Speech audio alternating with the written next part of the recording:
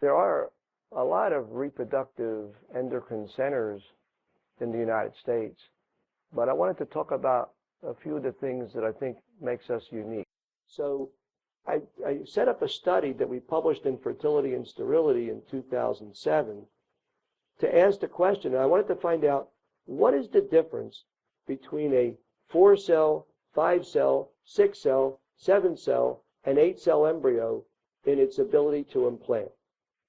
But what woman puts in, first, how many women do single embryo transfers, even though there's a push to do that to prevent multiple births, but even if they do a single embryo transfer, the faster that an embryo divides, what we call cleave, the more hardy the embryo is. That's logical.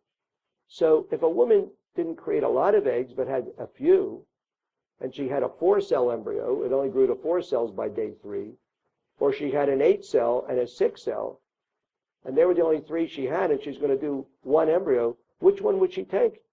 You're not going to do eeny, meeny, miny, mo and take the 4-cell, you'll take the 8-cell. So I wanted to do a study where women had no choice because all they had was 1 embryo.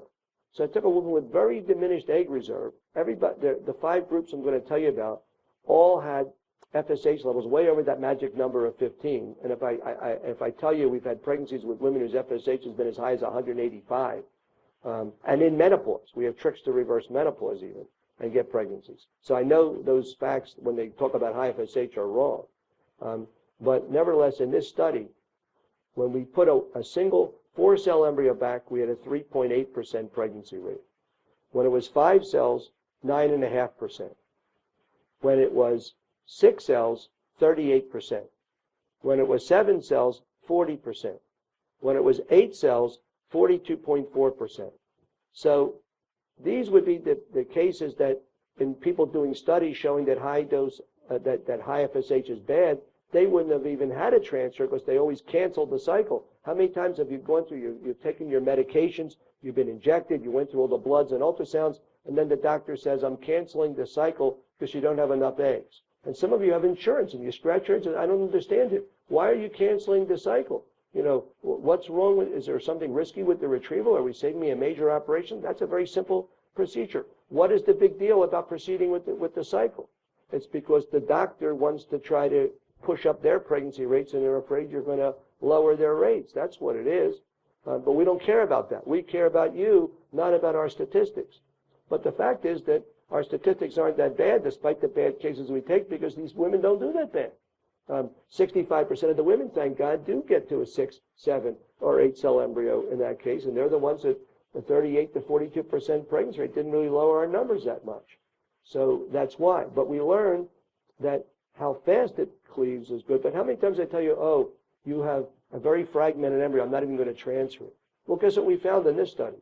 We found that we had a 35% pregnancy rate irrespective of how many cells were in the embryo if they were what we call grade A embryos, really almost no fragmentation or less than 10%. When there was mild fragmentation, 25%, so lower but not that bad. But when they were really bad, they still had 25% success. So sometimes women said, oh, I didn't have any embryos to transfer because the ones I had were so bad. What would have been the big deal to take a little catheter, put it in your uterus, and push those embryos in even though they're fragmented?